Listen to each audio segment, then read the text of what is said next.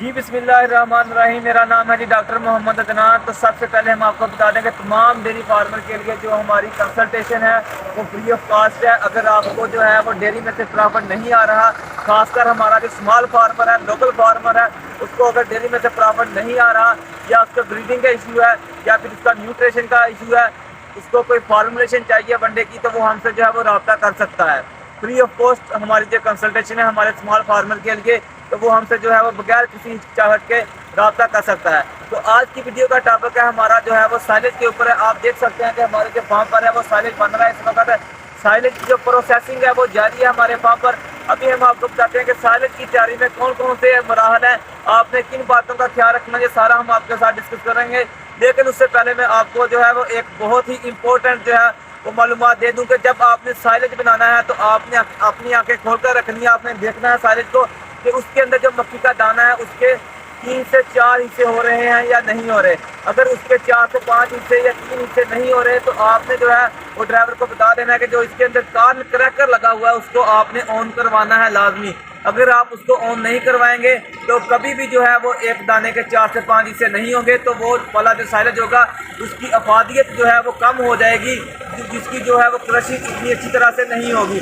अभी हम आपको दिखाते भी हैं क्रशिंग और साथ में आपको बताते भी हैं आपने किन मराहल का ख्याल रखना है। लेकिन आपने जो है वो कार्न क्रैकर को लाजमी ऑन करना है। अभी आपको जो है वो साइलेज दिखाते हैं।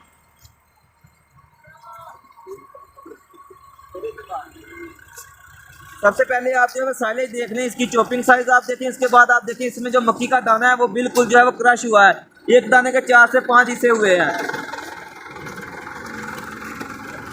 जरा गौर से इसको देख लें। अभी बताते हैं कि इसकी तैयारी के मराहल में कौन कौन से स्टेप शामिल हैं और आपने किन बातों का ख्याल रखना है।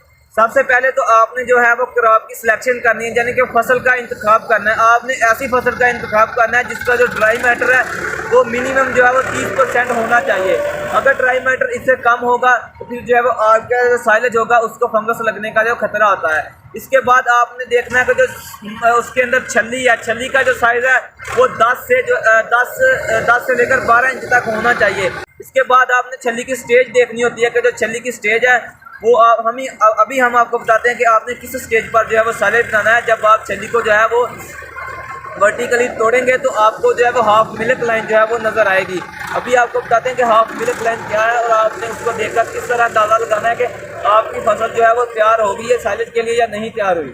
अभी हम आपको छल्ली दिखाते हैं। छल्ली देखिए, सबसे पहले इसका साइज आप देखें 12 इंच जो है वो 12 इंच तो नहीं लेकिन 10 इंच जो है वो इसका साइज है। अभी हम आपको जो है वो हाफ मिल्क लाइन दिखाते हैं कि आपको कैसे पता चलेगा कि आपकी जो छल्ली है वो बिल्कुल जो है इस वक्त तैयारी के मराहल में है।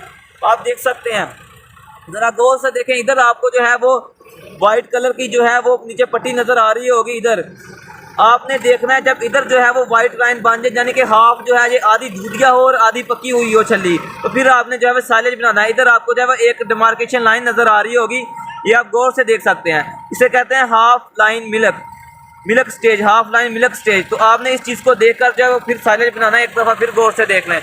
दूसरे नंबर पर आ जाता है आपने जो है वो चॉपिंग, जो आप साइलेज बना रहे हैं उसकी आपने चॉपिंग जो है वो अच्छी तरह करनी है। इसमें जो रिकमेंडेड चॉपिंग साइज है वो 1 से 3 सेंटीमीटर तक है। इसके साथ साथ जो दाना है मक्की का उसका जो है 3 से 4 5 हिस्से जो है वो लाजमी होनी चाहिए। उसके बाद जो अगला मराहल आ जाता है वो प्रेसिंग का आता है। सबसे जो इम्पोर्टेंट जो अहम मराहल है वो प्रेसिंग का है। आपने जो है वो प्रेसिंग जो है वो फुल करवानी है साइलेज की उसमें से, ताकि सारी की सारी जो हवा है, एयर है वो निकल जाए और एनारोबिक कंडीशन जो है वो प्रोवाइड हो जाए, ताकि साइलेज की अच्छी तरह फर्मेंटेशन हो जाए।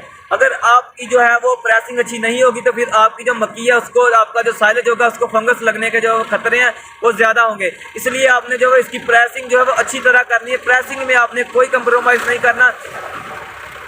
उसके बाद जो लास्ट पर जो स्टेप आ जाता है उसमें ये होता है कि आपने जो जब प्रेसिंग कर ली है मक्की की तो उसके बाद आपने इसके ऊपर शापर डालकर इसके ऊपर मिट्टी डाल देनी होती है। इसको एयर टाइट कर देना होता है ताकि किसी भी तरफ से जो है वो हवा इसके अंदर दाखिल ना हो। तमाम मराहल जो हमने आपके साथ डिस्कस कर दी हैं साइलेज बनाने के लिए, तो आपने इन चीज़ों का ख्याल रखना है। और लास्ट में मैं फिर आपको बता दूं कि आपने कार्न क्रैकर जो है वो लाजमी ऑन करवाना है, ताकि जो आप साइलेज बना रहे हैं उसके अंदर जो मक्की का दाना है उसके 4 से 5 हिस्से हो सकें, तो फिर ही आपका जो चारा होगा, आपका जो साइलेज होगा उसकी अफादियत जो है वो ज़्यादा होगी। तो आज के लिए इतना ही, हमें इजाज़त दीजिएगा। अस्सलाम वालेकुम। और डिस्क्रिप्शन में भी और वीडियो के एंड पर भी हमारा नंबर दिया हुआ है। अगर आपको किसी भी इंफॉर्मेशन की ज़रूरत हो तो आप हमसे रब्ता कर सकते हैं।